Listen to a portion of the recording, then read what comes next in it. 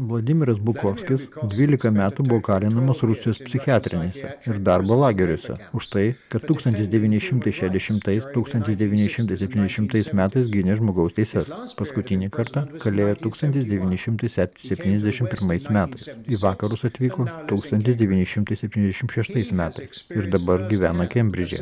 Bukovskis savo kailiu išbandė visą sistemą, kuri, pasak jo, grėsmingai panašiai į mums dabar primetama. Ir jeigu jis teisus, Britanija ir kitos šalys, kokias mes jas pažįstame dabar, yra ties išnykimo riba.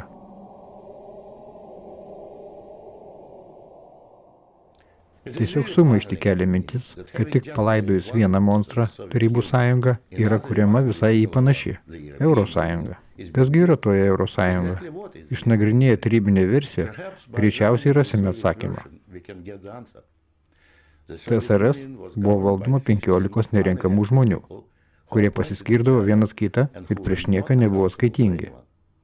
Eurosąjunga yra valdoma keletų tuzinų žmonių, kurie irgi skiria vienas kitą, renkasi slaptai ir prieš nieką nesiskaito. Ir mes jų negalime atšaukti iš pareigų. Galima paprieštarauti, kad Eurosąjungoje yra renkamas parlamentas. Tiesa, bet TSRS taip pat turėjo tokį patį, kaip ir parlamentą, aukščiausiąją tarybą, kuri tik klusniai patvirtindavo politinio biuro sprendimus. Ta patį dabar daro Europarlamentas, kur pasisakymai kiekvienai grupiai yra ribojami ir pranešėjų kalbos dažnai trunka iki 1 minutės.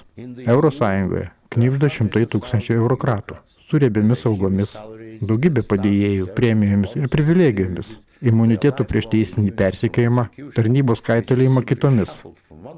Ir nesvarbu, ką jie ten daro, ar ko nesugeba daryti.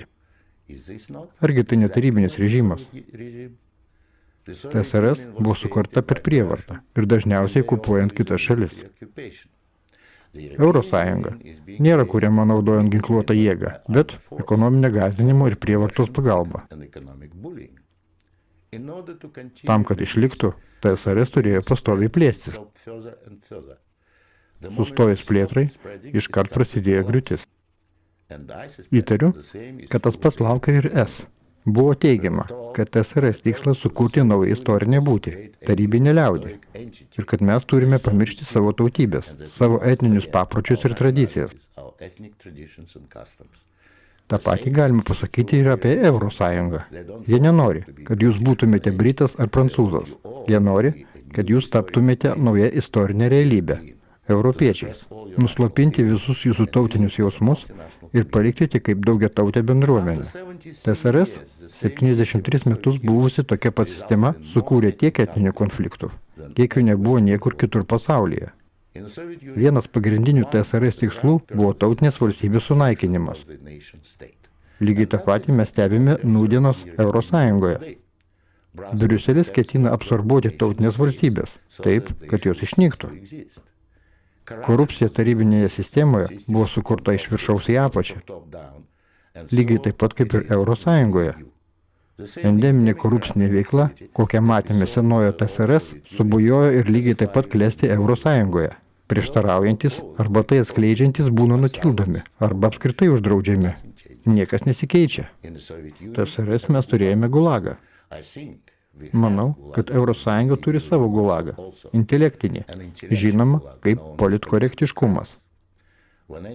Kiekvienas, bandantis pasisakyti rasiniais klausimais ar turintis kitokį požiūrį, nei jau patvirtinti, yra ujamas. Tai gulago pradžia.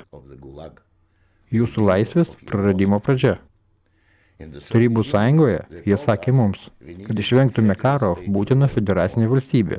Eurosąjungoje jie šneka jums lygiai tą patį. Trumpai tariant, abi sistemas palaiko tą patį ideologiją. Eurosąjunga yra senosios TSRS modelis, paslėptas po vakarietišką kaukę. Ir vis dėlto, Eurosąjungos, kaip ir TSRS esmėje, glūdi savęs susinaikinimo sėklos. Deja, kai S grius, o ji tikrai grius, ji po savęs paliks visuotinę destrukciją, o mums didžiulės ekonominės ir etninės bėdas. Senoji tarybinė sistema buvo neįgali reformuotis, taip pat yra ir su Eurosąjunga. Tačiau yra alternatyva, tų keliasdešimties pačius save paskyrusių Briuselio oficiozų valdžiai. Tai nepriklausomybė. Jūs neprivalote priimti to, kai jie buvo sugalvoję jums.